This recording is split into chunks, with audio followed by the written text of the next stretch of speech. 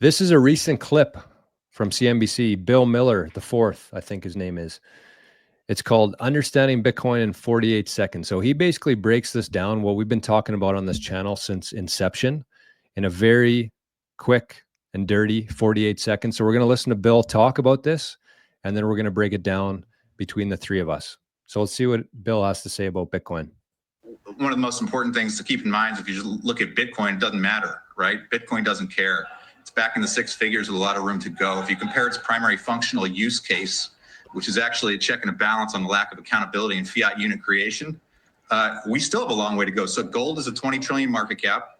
Bitcoin is still 2 trillion despite functional superiority to gold. It's much harder to steal, much easier to store, much easier to instantly transport, and more importantly, you can actually audit it. So I don't know if you saw it, but there's an estimate that said that auditing Fort Knox would take 44,000 hours and approximately 18 months to complete. I think it'd be a lot nicer for the American people if they could just go to a handful of auditable Bitcoin addresses on a blockchain explorer and see exactly where the American people's Bitcoin is. One of the most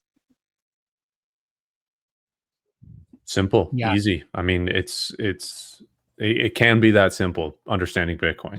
Like, we're going to expand on it because we can and because we might as well. But, you know, you don't have to know every single thing about Bitcoin to understand that it's better than gold. It's here to stay.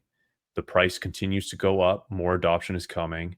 And I think one thing that really stood out for me there was that he said Bitcoin represents a check and balance on, what did he say, Federal Reserve or like printing. Yeah, so fiat debasement, basically, which is a great way to sum up like why its price moves upwards. And it's directly related to how much money is being printed in the world. Like its closest correlation is M2 money, global M2 money supply. Which is the new creation of money, liquidity within people's available balances, essentially. So we know that the temptation is there for all governments to collude with their central banks, or, you know, basically central banks to print as much money as possible, which, you know, varies in degrees. Sometimes it's not very much that they're able to. Sometimes it's a lot. You know, if there's an emergency, they can print a lot of money. And when they do, Bitcoin reacts to that because it is something that is cannot be created more of. It is very fixed, very expensive to create more of. Nobody can change the max supply or the supply issuance, and that is its number one use case. And then beyond that, there's so much more as well. I saw this tweet that said that Bitcoin is basically like a bet against a bet on the money supply going up, which completely makes sense, right? Because as long as the money supply goes up, more money can go into Bitcoin. More supply of money means that the price can go much, much higher. So I actually think that's accurate, and it perfectly shows you what is his name, Bill Miller? Yep. That's exactly what he was saying there.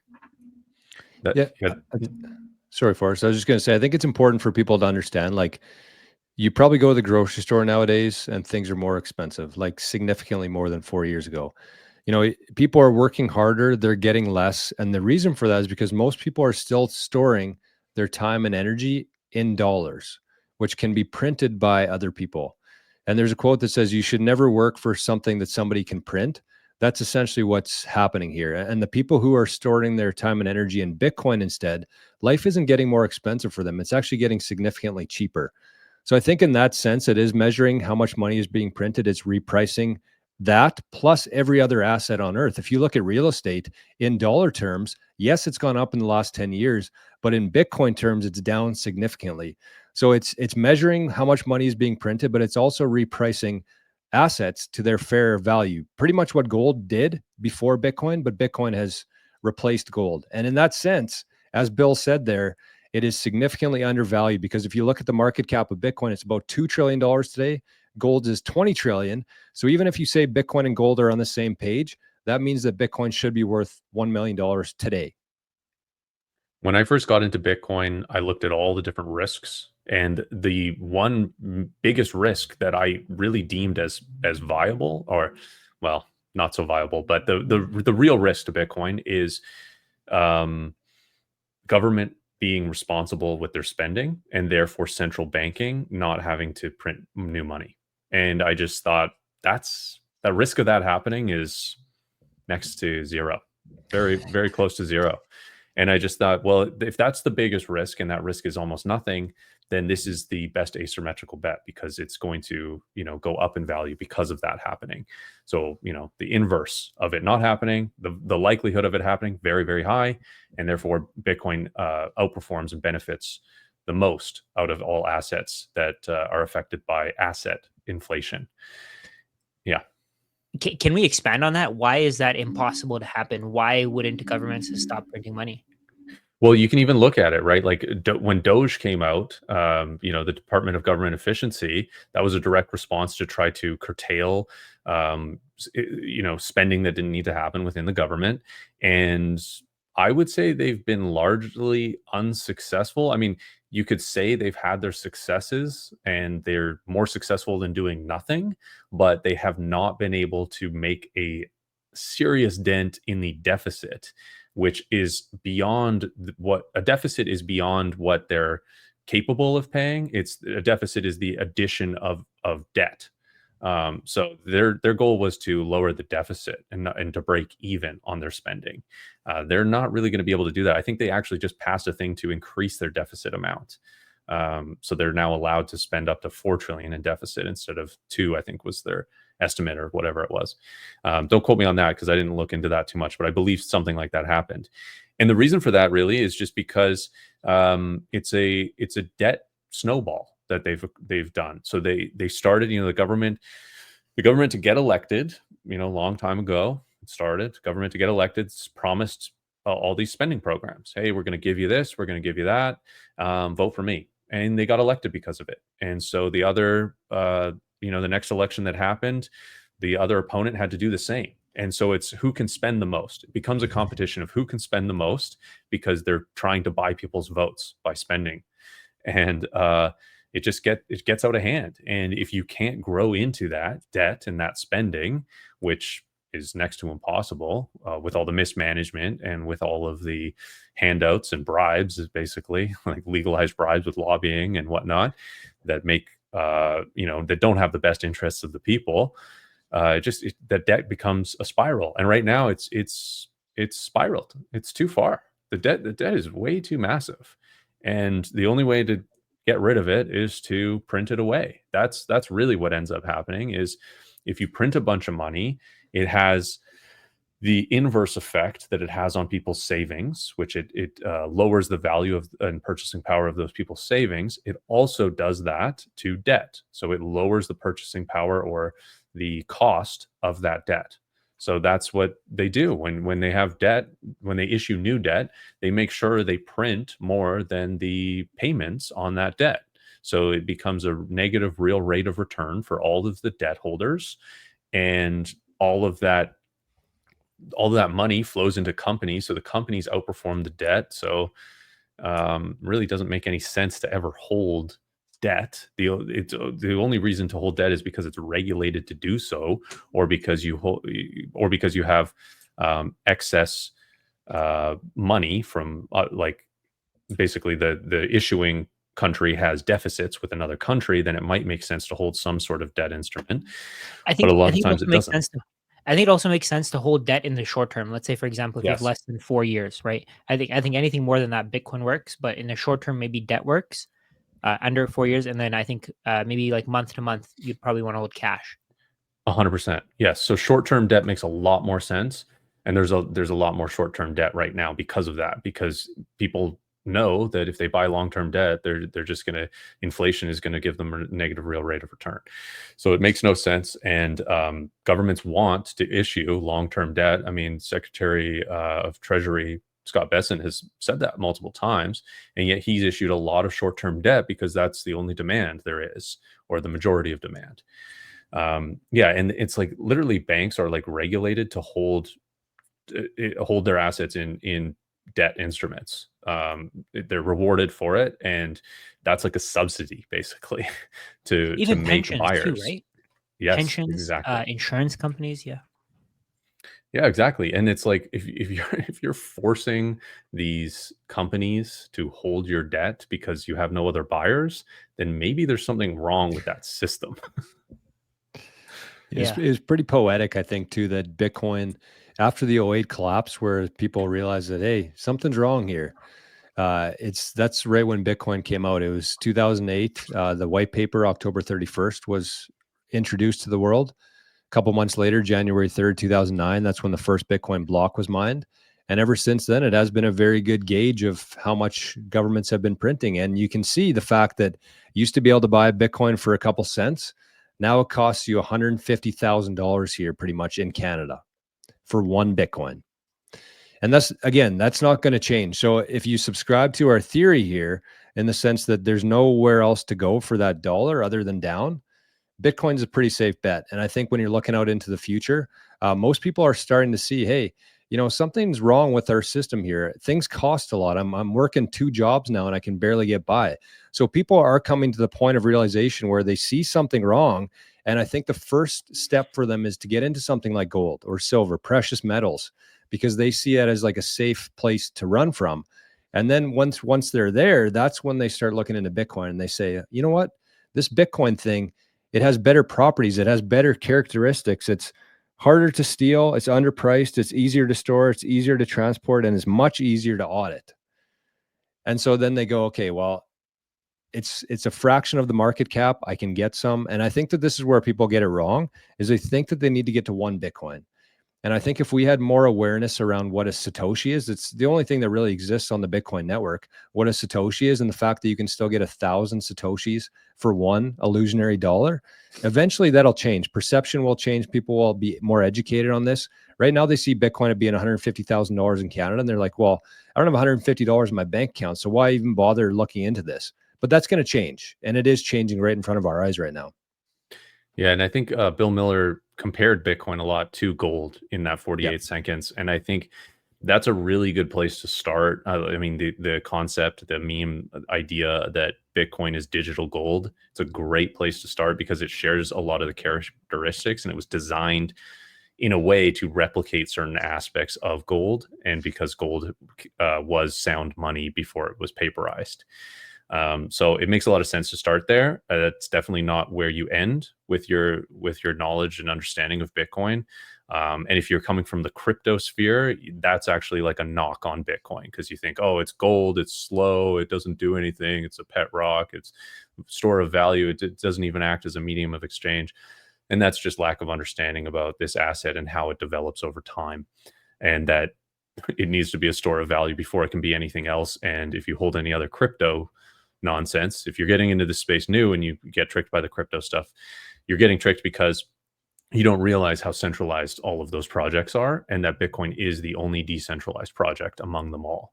So that is the value of it, and that is what makes it secure, is the fact that it is decentralized, just as gold is decentralized amongst the earth and amongst the owners as well. And no one person can issue more of it or change what gold is.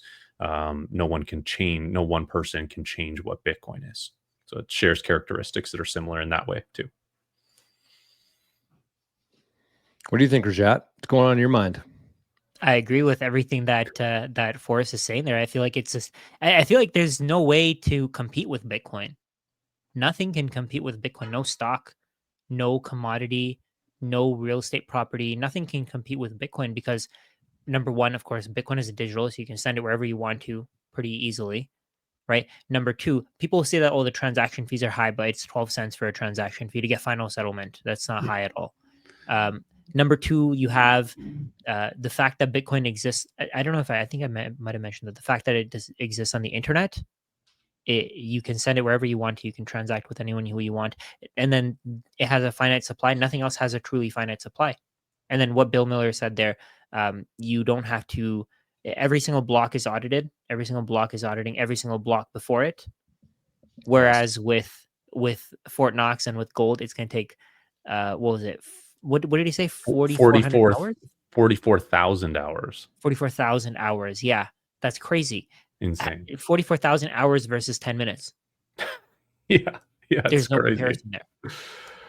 Yeah, There's not no even 10 comparison. minutes. Just look at a website, right? Yeah. Like El Salvador has their Bitcoin holdings on a website, which you can go to in 5 seconds and verify. Yeah. Yeah. And you can see the addresses on mempool. You can see them on your own node. You can see them publicly available. So That was all the the information is there. that was the big thing for me. Like I came from a world of accounting. I was a CPA before this. And I heard a guy, I forget, Darren Feinstein was his name, I think. He used to be the CEO or an advisor to Core Scientific, which is a Bitcoin mining company and now an AI and Bitcoin mining company. But he basically called Bitcoin a triple entry accounting. And he Mhm. said basically like back in the day, they used to record their number of sheep on a stone and let it bake in the sun for a while. And that was kind of like the single entry. They could keep track of their sheep. And then the next evolution of that was in the 1400s, double entry accounting, which we're still using today, by the way, Yes. where you have the sheep and you have, who you owe for those sheep or how much cash you have in the bank that you paid for, whatever it is. The It's double entry two accounting different there. people having a record of an asset and a liability, basically. Yeah. Yes. And the problem with that is it hasn't been updated in 500 or 600 years, whatever it is. And the whole issue with gold, with fiat, with whatever we're talking about here is the fact that you do have to trust other people. And the fact that this Federal Reserve note, the US dollar, has been around for 111 years now, and they've never been audited. The money supply that we know, yes, that's great on paper, but do you trust the government to tell you the exact amount? I think it's 2x, 5x, 10x the amount of actual supply that's out there. But the problem is that we can't audit it. So with the triple entry accounting now, which is Bitcoin, the Bitcoin network self-audits itself every 10 minutes and sends an updated ledger of all the transactions since 2009 to everybody who wants to store a copy of that and essentially run a node on the computer.